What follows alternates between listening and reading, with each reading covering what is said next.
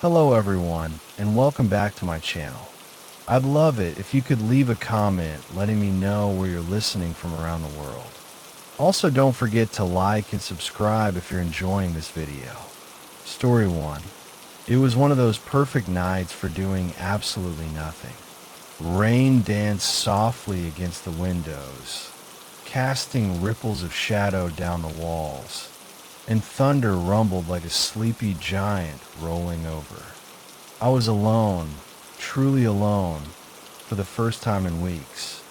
My parents had gone out of town for a wedding, and I had the house to myself for the weekend. The thought thrilled me. Freedom tasted like microwave popcorn and soda. I turned the living room into a makeshift theater, blankets stacked high, pillows flung everywhere, and the biggest screen in the house playing an old slasher movie. One of those ones where the killer is too fast, the victim's too dumb, and the blood too red to be real. I laughed more than I flinched, felt safe in the artificial fear, until I heard the thud. It came from upstairs, not a creak or the usual settling sounds the old house made, but a deliberate thud, sharp and low, like something heavy had been dropped. I paused the movie and listened. Silence. Probably just the wind, I said aloud, as if giving the noise an explanation would somehow make it less threatening. The wind, I reminded myself, could do strange things. Tree branches brushed the roof. Old pipes clanged. Houses had voices of their own. But then I heard it. My voice. It wasn't a whisper or a distant echo. It was me. My tone. My inflection. My exact voice. Coming from the upstairs hallway. "Hey, can you come up here for a second?" I froze. Every instinct screamed at me to stay put, to pretend I didn't hear it, to turn the volume up on the TV and drown it all out. But curiosity is a tricky thing. It doesn't whisper, it claws. I picked up my phone, not to call anyone, but just to hold something in my hand. Something with a screen. Something that could light the dark if I needed it. I walked toward the stairs slowly, every step muffled by the thick carpet beneath my feet. At the top of the stairs, I stood still, listening. Nothing. I thought about calling out, but then the voice returned. This time, closer. "Why are you taking so long?" It was coming from the guest room. The door was half open, the way it always was when no one used it. The room hadn't seen a visitor in months, and I knew it should be empty. I stepped toward it, heartbeat like thunder in my ears. My hand pushed the door gently, and it swung open with a soft creak. Empty, just like I'd expected, but colder than I remembered. The kind of cold that settles in your bones and doesn't let go. I took a few steps in. Nothing unusual. The bed was still made, the closet closed, the window shut tight with raindrops streaking down the glass. I turned to leave. That's when I saw it. The mirror. It had fogged up, which was strange enough. No one had showered, and the room didn't have a bathroom. But the real horror was what was written across it, clear as day. "You sound delicious." 3 words, written by an unseen hand. The letters trailed slightly, like they'd been drawn with a fingertip still damp with something thicker than water. I stumbled backward, nearly tripping over the edge of the rug. I didn't scream. I couldn't. My throat had sealed shut, lungs caught in an invisible grip. I left the room without looking back. I remember that clearly. I wouldn't look back. Something told me not to. I ran down the stairs, locked myself in my room, and sat with the lights on until the sun rose.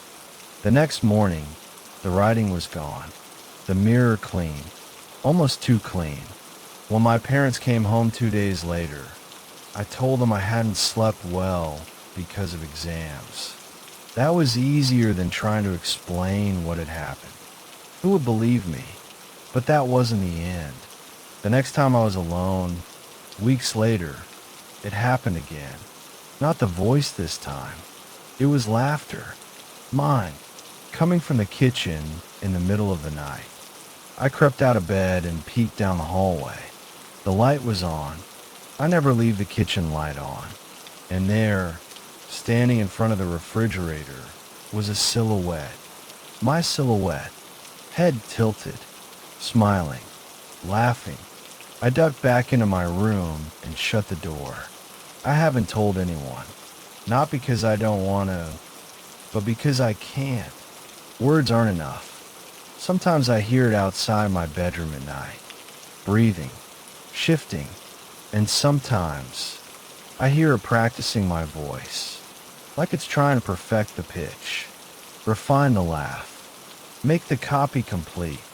Now I sleep with headphones in. No music, just static. Because if I ever hear my own voice again, calling me from some dark corner of this house, I don't think I'll be able to ignore it. Not this time. Story 2. They say mirrors are portals, openings to something else. Some say another world, others say another us. I never bought into that crap. Thought it was just Ghost Hunter TV nonsense. A spooky idea to sell books and get clicks. But I'm not laughing anymore. It happened last month. My 2 roommates, Kate and Jess, had gone home for the holidays. I'd planned to go too, but deadlines and a late semester flu pinned me down. So I stayed. It was the first time in a long while I had the apartment to myself. And I admit, at first, I loved the silence. No chatter, no midnight door slams. Just the hum of the heater and the occasional creak of old wood. That night was like any other. I ate leftovers, watched a true crime doc, scrolled through my phone until my eyes got heavy. Then I got up, did the usual night routine, brushed my teeth, washed my face. The bathroom mirror was fogged a bit from the heat, but nothing unusual, until I noticed something. I smiled, and the reflection didn't. I stood there, toothbrush dangling from my mouth, staring. My face moved, tilted slightly to the side like it always does when I stretch my neck, but my expression didn't follow. It stayed flat, cold, like a wax figure with my skin. I leaned in. So did it. But the closer I got, the more I noticed something wrong. Off. My eyes are brown. Always have been. But in the mirror, staring back at me, were 2 pits of black. Not just dark voids. Like someone had scooped out the color and filled it with ink. I blinked. Hard. And just like that, it was normal again. Brown-eyed me, looking tired and a little pale. I tried to shake it off. Figured I was just exhausted. Maybe still a bit feverish from the flu. I turned off the bathroom light and headed to my room, feet dragging. I was halfway down the hall when I heard it. Drip, drip, drip. The faucet was on. I stopped, heart hammering. I knew I'd turned it off. I even dried the sink.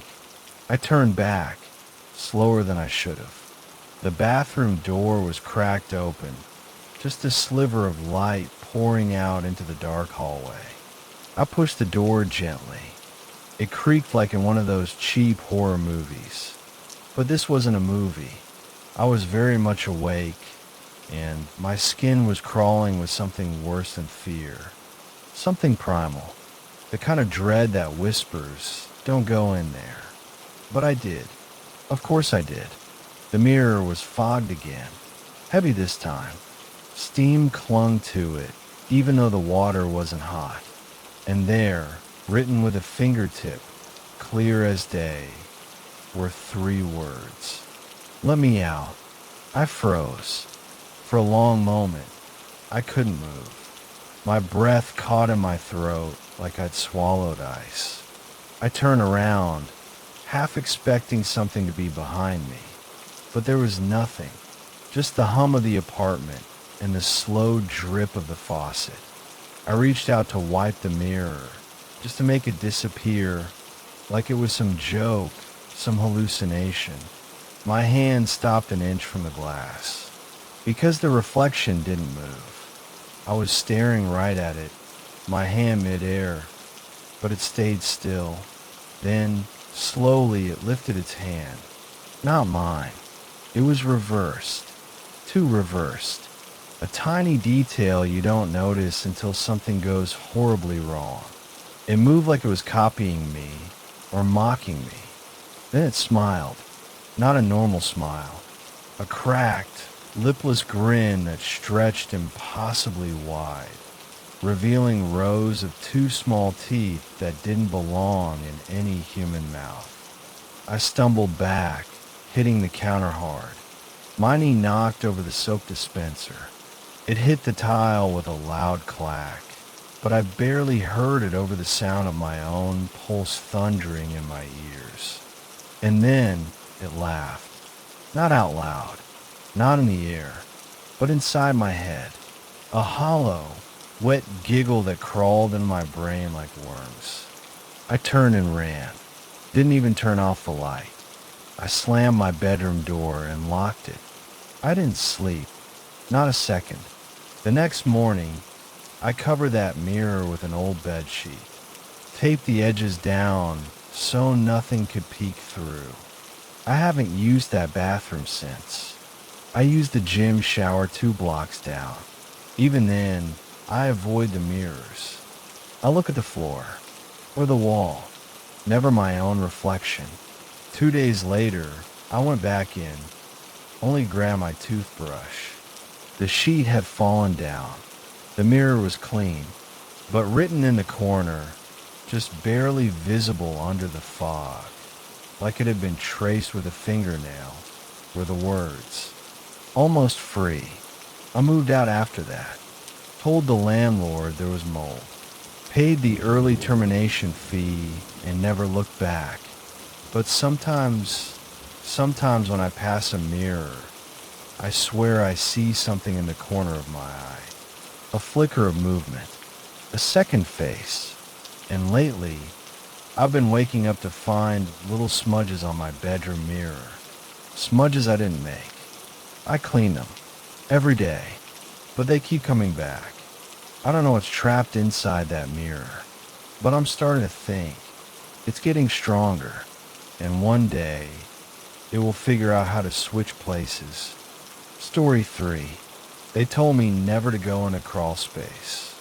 My mom would say while stirring dinner, casual but firm, "Stay out of there, okay?" My dad would echo it like gospel. "That place isn't safe. You hear me?" And I'd nod, always nod. It was one of those rules you just didn't break, like don't touch the stove or don't answer the door to strangers. I never questioned it. The crawl space was a black rectangle behind the laundry machines, hidden beneath a squeaky wooden hatch. When I was younger, I thought it led to hell. As I got older, I figured it just led to spiders and mold. Still, I never opened it. Not once. Until the night I got curious. It was the last Friday of September. My parents had gone out of town for a wedding, leaving me in charge of the house for the weekend. I was 17, nearly an adult, practically glowing with the confidence of being home alone. I had snacks, horror movies lined up, and zero intention of doing anything productive. The first knock came around 11:40 p.m. It was soft, barely audible, like someone tapping their nails on a wooden table beneath the floorboards. I muted the TV. There was again. Knock, knock, knock, pause, knock, knock, knock. It was too steady to be random, too intentional. I stood up and walked around the living room, trying to pinpoint where it was coming from. The sound felt like it was traveling up through the floor. And that's when the idea struck me. The crawl space. I told myself it was probably a pipe knocking or maybe a raccoon. Something rational. But the part of me that loved late night dares and scary stories whispered, "Go check it out." So I grabbed a flashlight. The hatch was colder than the rest of the floor. Strange, considering the house's heating was on. I had to slide the laundry basket away and kneel down to lift the panel. It creaked like something from a bad horror film. Beneath it, the darkness yawned open. The air down there hit me instantly. It was stale, damp, and smelled like wet cement and rotting leaves. I aimed the flashlight into the crawl space and saw nothing but old wooden beams, pipes snaking across the ceiling, and dirt. Still, the knocking had stopped. I hesitated, but something pushed me forward. Maybe it was boredom, maybe stupidity. I crawled in. The ground felt soft in places, like it had been dug up and loosely refilled.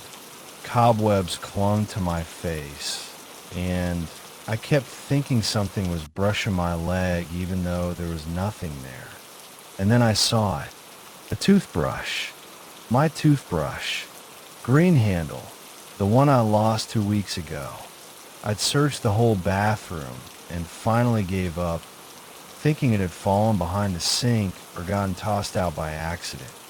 But it was here, lying on its side in the dirt like someone had just dropped it. I stared at it, stomach turning. Then I saw something else. My old hoodie, the gray one I thought I'd left at school. It was folded neatly. Right beside it was my old phone, the one that vanished from my nightstand a month ago. The battery was dead, but the cracked screen still showed the faint outline of my lock screen. I reached for it with shaking fingers, and then I saw the photos. Polaroids, dozens of them, scattered and tucked around the corner like a twisted shrine. I picked one up. It was me, sleeping. Another show me brushing my teeth. Another show me watching TV, eating cereal, lying on the couch. All taken from a low angle, from somewhere inside the house. My chest started pounding. I dropped the photo and spun around. The beam of the flashlight trembled in my grip as I scanned the crawl space. That's when I heard it. A whisper. "You're not supposed to be down here." I couldn't tell where it came from. Left, right behind me. It was just a breath, barely louder than the blood rushing in my ears. I screamed. I didn't mean to.